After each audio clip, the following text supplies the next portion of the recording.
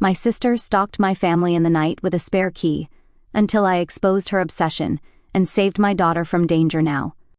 In a quiet residential neighborhood on the outskirts of Sacramento, California, Natalie Carter sat at her laptop with her morning coffee in hand. She continued working from home as an online marketing specialist, collaborating with clients from around the world from her home office. Soft morning sunlight streaming through the window illuminated her well-organized desk. "Mommy, I'm hungry." She turned around to see her 5-year-old daughter Ella standing in pajamas at the doorway. Her chestnut hair was sticking up from sleep, and her large brown eyes looked drowsily narrowed. Natalie smiled and stood up. "Good morning, Princess. What would you like to eat today?"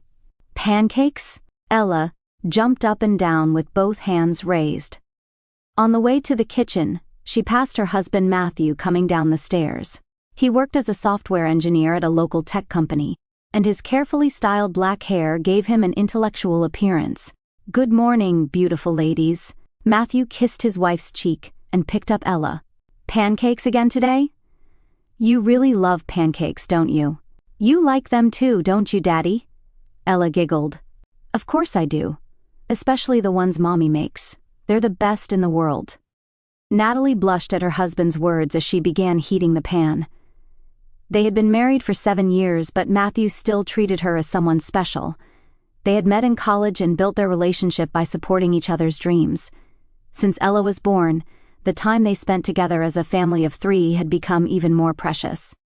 "I should be able to come home early today, so shall we go to the park?" Matthew suggested to Ella, and his daughter clapped her hands with joy. "Yay! I want to play on the swings and the slide and in the sandbox.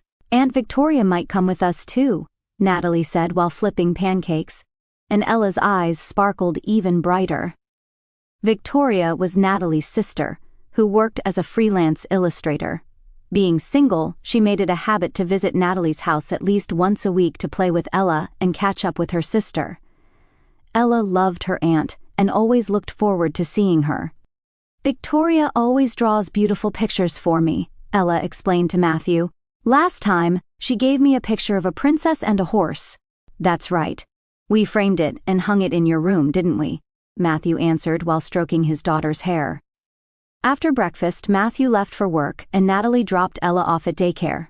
On the way back, she happened to run into Victoria.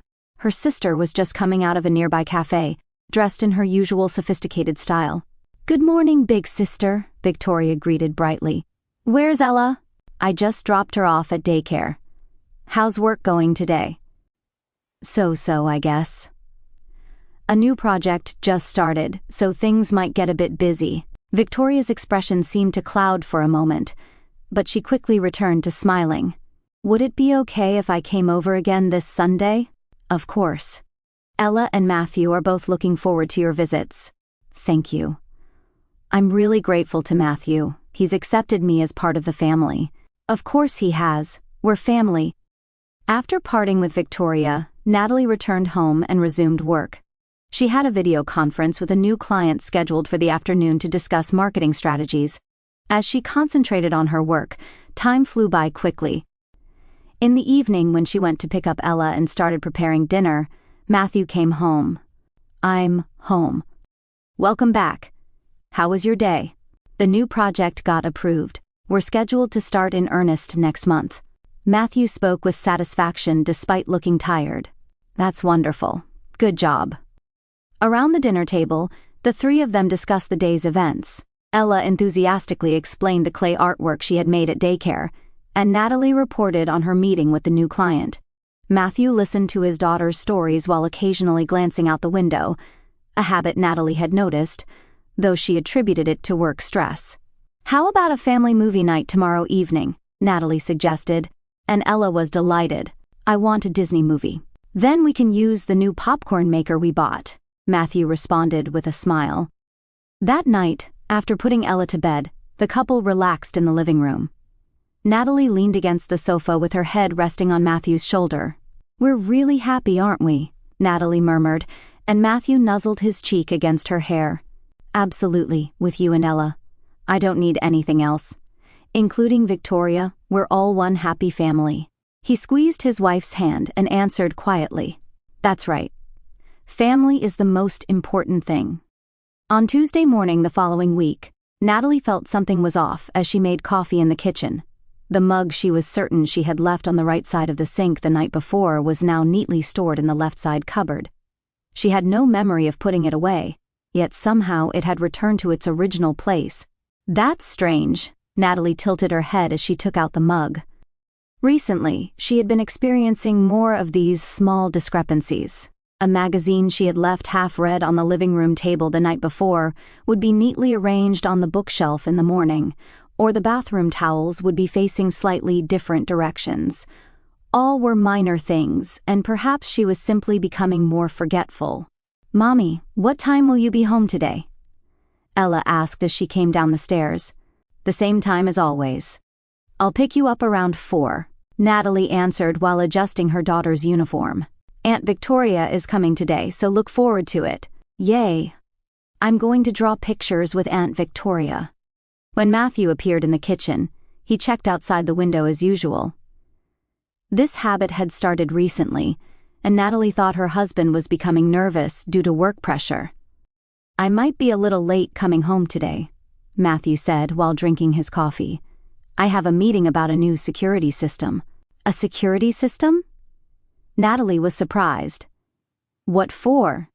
"There have been a lot of break-ins in this neighborhood recently apparently, just as a precaution," Matthew answered without meeting his wife's eyes. "Family safety comes first." "Really? I hadn't heard about that. It's nothing serious, but better safe than sorry, right?" Natalie nodded, but felt somehow unsatisfied with her husband's explanation. She hadn't heard any talk of break-ins in the neighborhood, nor did she remember Matthew being such a worrier. During her lunch break, after finishing her morning work, Mrs. Johnson from next door called out over the fence. She was one of the longtime residents of the area and was well informed about neighborhood happenings. "Natalie, haven't you heard car engines at night recently?" "Car engines?" Natalie went out to the yard and approached her neighbor. "For about a week now. A car comes late at night and leaves after a while. Sometimes it seems to stop in front of your house." "Really? I haven't noticed." "It might be a delivery service, but would there be deliveries this late at night?"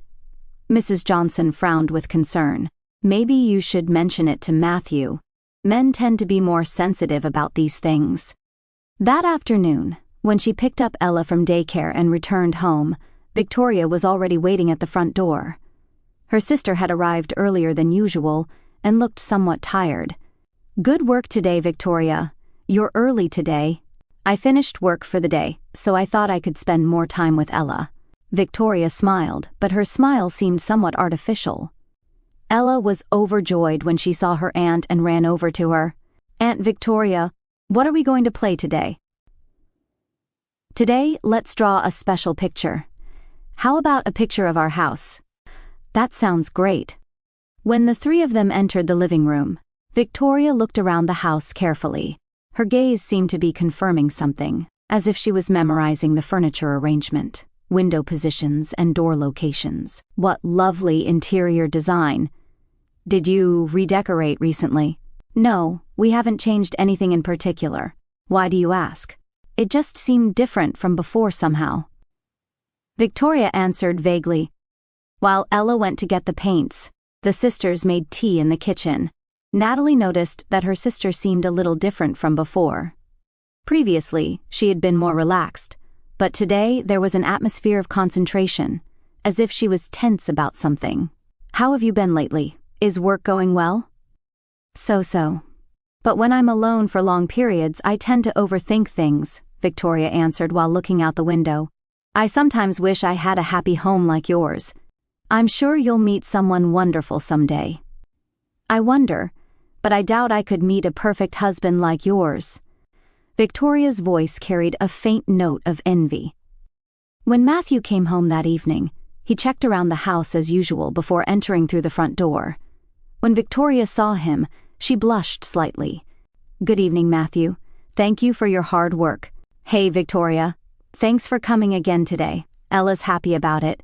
At the dinner table, Ella enthusiastically explained to her father about the picture she had drawn with her aunt. "Daddy, look." I drew a picture of our house. Aunt Victoria taught me in great detail about where the windows and doors are. Matthew looked at the picture and glanced at Victoria. "It's very detailed. It's almost like a blueprint." "Ella is so talented." Victoria laughed lightly, but looked down to avoid Matthew's gaze. At night, after putting Ella to bed, Natalie told Matthew about what the neighbor had said. "Mrs. Johnson said a car has been coming at night recently. Do you know anything about it?" Matthew's expression hardened for a moment, but he quickly shook his head. "No, I don't know. But that's exactly why we need a security system.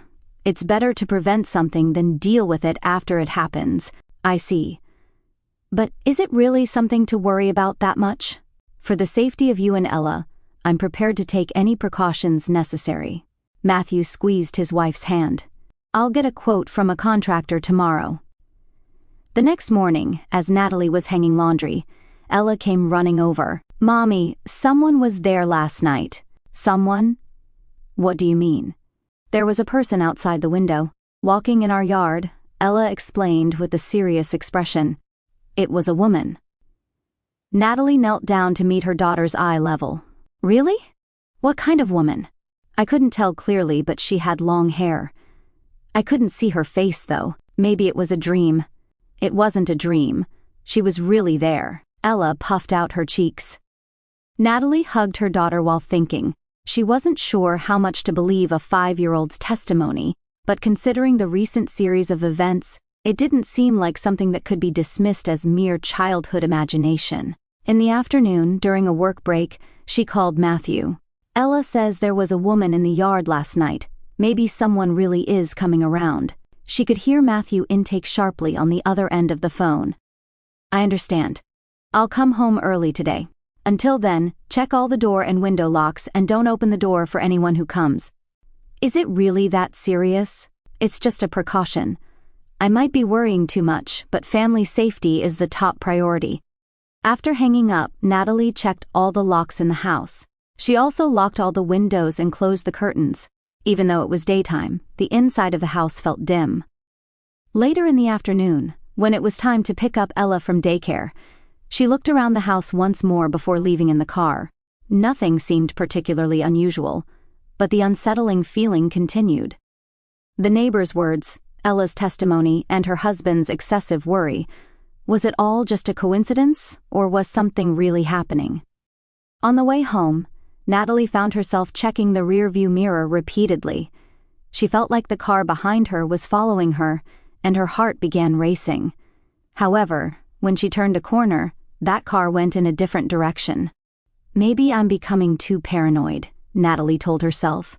But even after arriving home, the anxiety didn't fade. Late at night, Natalie was suddenly awakened by someone shaking her shoulder vigorously. Rubbing her sleepy eyes as she sat up, she saw Matthew looking at her with a tense expression. His face was pale and sweat beaded on his forehead. "Natalie, wake up. You need to wake up right now." Matthew's voice was suppressed but filled with urgency. "What's happening?" Natalie looked at the clock in confusion. It was still the middle of the night. "There's no time to explain. Take Ella and go to the backyard right now." Matthew was already getting dressed. "Don't make any noise, but hurry." "What do you mean?" "Why the backyard?" Natalie's heart started pounding at her husband's abnormal behavior. "Please don't ask questions right now. It's for the safety of you and Ella," Matthew said as he headed toward the bedroom door, looking back. "Come to the backyard within 2 minutes. Absolutely don't turn on any lights in the house." Matthew headed to Ella's room, and Natalie hurriedly put on her bathrobe. Her hands were shaking so much she could barely tie the belt. It was a cold March night, and she knew it would be chilly in pajamas. But she had no choice but to follow her husband's urgent instructions. She could hear small crying sounds from Ella's room. "I'm scared." "Why do I have to wake up?" "It's okay, Ella. We're going to play in the yard with Daddy." Matthew lied gently while carrying his daughter, but his voice was trembling. "But it's nighttime. It's completely dark outside." Ella clung to her father's neck. "We can see the stars beautifully, so we're going outside specially. Mommy's coming too, so don't worry." Natalie grabbed her daughter's blanket, and the three of them quietly went downstairs. Matthew carefully checked outside the window before opening the back door. Cold night air blew into the house, and Natalie shivered. "Matthew, please explain what's happening." "I'll explain later. Just follow me quietly for now." At the back of the yard stood a large oak tree with dense bushes growing around its base. Matthew led his family to the shadows of those bushes. The smell of damp earth and the sensation of dry leaves transmitted through the soles of their feet. Natalie held Ella close while following her husband's instructions to crouch low. "Mommy, it's cold," Ella whispered. "It's okay. We'll go back inside soon," Natalie answered while wrapping her daughter in the blanket, but she herself was filled with anxiety. Matthew was staring at the house through gaps in the bushes. His tension had reached its peak, and his breathing was becoming rough. Natalie moved next to her husband and looked at the house in the same way. "Hey, Matthew, what exactly are we waiting for? Be quiet.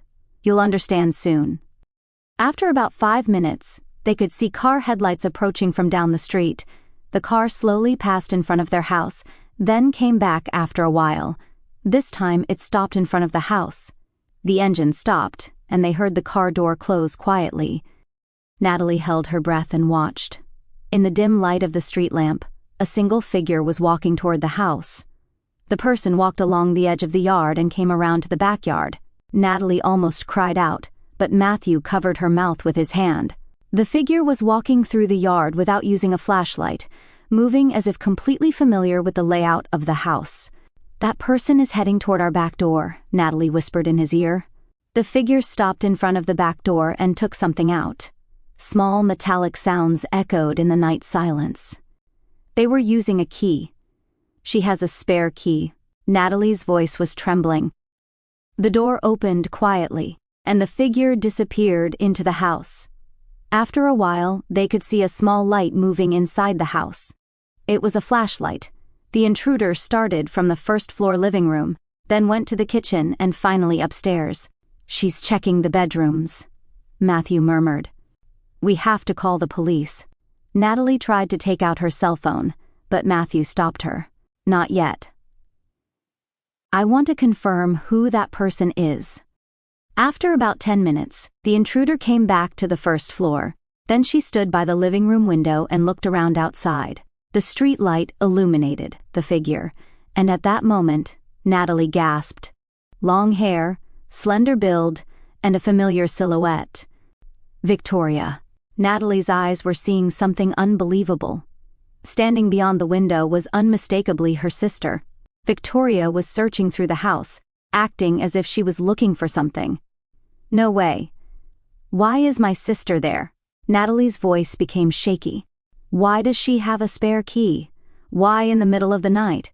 Ella noticed her mother's distress and looked up. "Mommy, what's wrong?" "It's okay, Ella. It'll be over soon."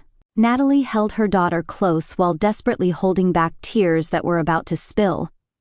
Victoria took something out and examined it carefully. They were Natalie's private photos, family photos, wedding pictures, records of Ella's growth. Her sister was looking at them one by one, occasionally putting something in her pocket. "She's stealing photos," Natalie whispered. "Why?" Even more frightening, Victoria opened Natalie's underwear drawer and picked up several items. It was as if she wanted to know everything about her sister's private life. "How long has this been going on?" Natalie stared at her husband. "Did you know about this?" Matthew nodded with an anguished expression. "I've been aware of it for 2 months, but I didn't have solid proof and I didn't want to hurt you." 2 months? Natalie was shocked. "Why didn't you tell me?" "She's your sister. Even if I had told you, would you have believed me?" In the house, Victoria finally headed to the kitchen. There, she took pictures of the family schedule posted on the refrigerator, Ella's daycare hours, Natalie's work schedule, Matthew's business trip dates. Everything was being recorded. "She's been monitoring our lives." Natalie's body trembled with fear. Since when? How much detail does she know? Finally, Victoria sat down on the living room sofa, relaxing as if it were her own home. She sat in the place where Matthew usually sat and seemed to be smelling Natalie's pillow. That's disgusting. Natalie felt nauseous. My sister. My own sister. 30 minutes later, Victoria stood up and began preparing to leave the house. She carefully locked the door just as she had when she arrived and returned to her car through the yard. After the car left, Matthew stood up. Now, let's call the police. But it's Victoria. She's my sister. Natalie was confused. That's exactly why we need to stop this before it escalates further. Matthew picked up Ella. Our daughter's safety is the top priority. On the way back to the house, Ella said in a small voice, "Was that woman Aunt Victoria?" Natalie and Matthew looked at each other. Even their 5-year-old daughter had sensed the abnormal situation. "Yes, Ella. Aunt Victoria is sick, so we might not be able to see her for a while," Natalie gently explained to her daughter. When they went back inside the house, there were traces everywhere of Victoria's presence. The bed sheets were slightly wrinkled, the angles of picture frames had changed, and the order of items on the vanity had been rearranged. The police arrived 20 minutes after the call. 2 officers got out of the patrol car and had a brief conversation with Matthew before beginning to examine the house. Natalie sat on the living room sofa holding Ella. Her daughter had finally fallen asleep, but occasionally whimpered softly. "Ma'am, could you tell us your story?" The older officer, Detective O'Connor, sat in front of Natalie. "Could you tell us in detail about the intruder?" "The thing is," Natalie hesitated, "she's my real sister." Detective O'Connor raised his eyebrows. "Your sister? You said she had a key. She must have made a duplicate key. We didn't know about it." Natalie's voice was trembling. "Her name is Victoria Hamilton. She works as a freelance illustrator. Have there been similar intrusions before?" "I'm not completely sure, but recently there have been times when things in the house were arranged differently. I thought maybe I was just becoming forgetful." Matthew finished talking with another officer and came back. His expression was heavy and he looked exhausted. "I'm Matthew, her husband," he greeted the detective. "Actually, there are more detailed circumstances." "What kind?" Matthew sighed deeply. "Victoria has been stalking me for 2 months. At first, she pretended it was chance encounters, but it gradually escalated." Natalie stared at her husband. "What do you mean?" "You didn't tell me anything about this." "She started appearing near my workplace. She'd be at the same cafe during lunch break, or I'd run into her coincidentally on the way home. At first, I thought it was just my imagination, but it was happening too frequently." "And then?" Detective O'Connor prompted. 3 weeks ago, I received a letter from her." Matthew took an envelope from his chest pocket. "This is it." The detective began reading the letter and frowned. "This is quite serious content." Natalie asked to see the letter. There, in her sister's handwriting, was abnormal content. "Dear Matthew, I understand very well how you feel about me. Let's find time to spend together alone, away from my sister's eyes. I am a woman who is worthy of you. I am younger, more beautiful, and more understanding than Natalie. Ella loves me too. If we were together, we could build a much happier family." After reading the letter, Natalie was speechless. My sister wrote this." "Unfortunately, yes," Matthew took his wife's hand, "but I never gave her any indication of such feelings. Please don't misunderstand." "Are there more?" the detective asked. 2 weeks ago, I received another letter with threatening content." Matthew took out another envelope. This one. The second letter had even more frightening content. "If you tell Natalie about us, I can't guarantee what might happen to Ella. Children are prone to accidents at that age. The way home from daycare is particularly dangerous. I only want to protect your family. But that's only if you choose me." Natalie stood up and paced around the room. "I can't believe it. Victoria would do such a thing. We're sisters. To even threaten Ella." "That's why I couldn't tell you," Matthew explained with an anguished expression. "She was clearly in an unstable mental state. If I had told you, you would have worried about your sister and tried to meet with her directly. I thought that would be the most dangerous thing. But we're husband and wife, aren't we? We should have discussed everything." "You're absolutely right." "But considering Ella's safety..." Detective O'Connor interrupted. Where does your sister currently live? In an apartment downtown. Natalie gave him the address. But are you going to arrest her? First, we'll question her about tonight's intrusion, and also about the threatening letters. An hour later, another officer contacted them. When they visited Victoria's apartment, surprising evidence had been discovered. Photographs. The young officer, Officer Rodriguez, brought a bag of evidence. A large number of photographs were found.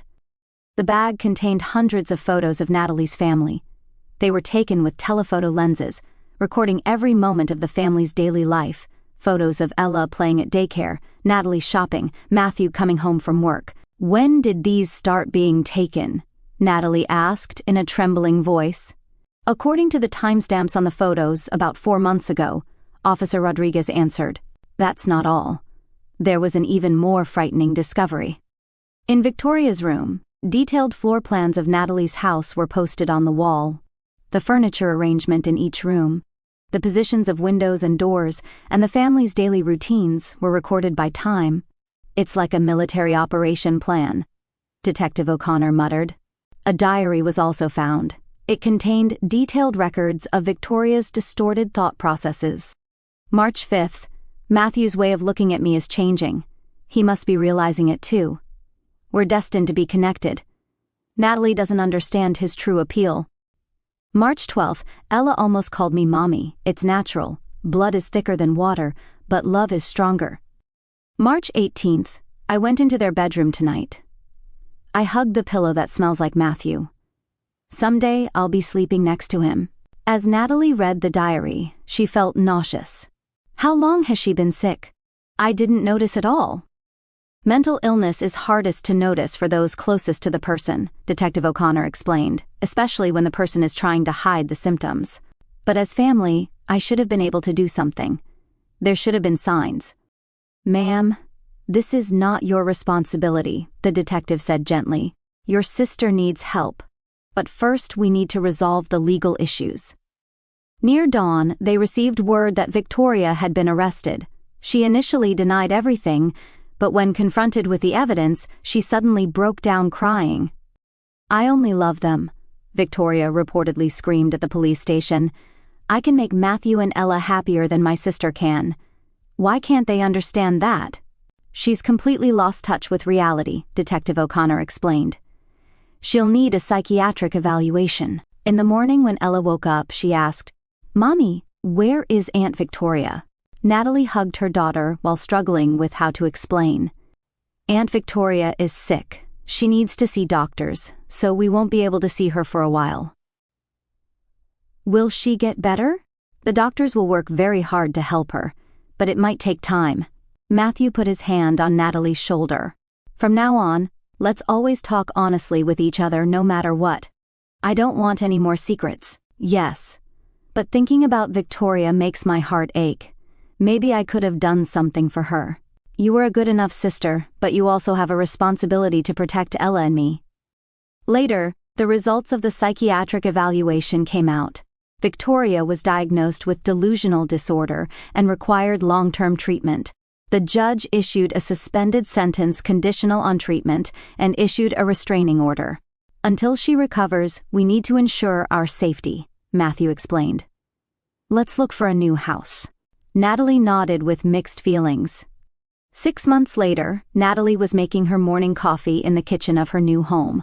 This place was about 30 minutes by car from their previous home, in a quieter residential area. The yard was large and surrounded by a high fence so Ella could play safely. They had also installed the latest security system. But most importantly, the family of 3 had learned to trust each other and discuss everything openly. Mommy, I found a butterfly in the yard. Ella came running in from the backyard. Her 6-year-old daughter had completely adjusted to the new environment and was more active than ever. The memories of that terrifying night seemed to be fading with time. Really? What kind of butterfly?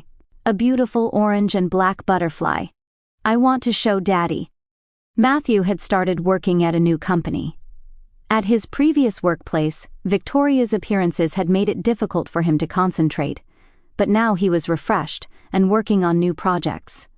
Communication between the couple had also improved dramatically since that incident. Daddy said he'd be a little late today.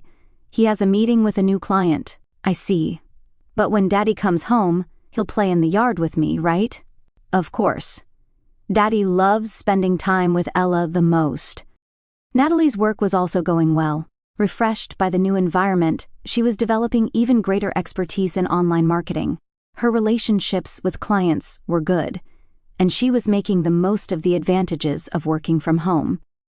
In the afternoon, a letter arrived in the mailbox. When Natalie saw the sender, her heart skipped a beat for a moment. It was an envelope from a psychiatric hospital. When she opened the letter, there was a report from Victoria's attending physician. Her sister was continuing medication and counseling, and her reality perception was gradually improving. However, complete recovery would still take time, and there was no prospect of discharge yet. At the end of the letter was a short message from Victoria herself. To my big sister. I was sick. I'm truly sorry for causing pain to you, Matthew and Ella. I'm beginning to understand, little by little, the seriousness of what I did. I hope that someday I can sincerely apologize. I'll work hard on my treatment. From Victoria. After reading the letter, Natalie felt conflicted. Anger, sadness, and hope were all mixed together. Her love for her sister hadn't completely disappeared, but she also understood that her family's safety was the top priority.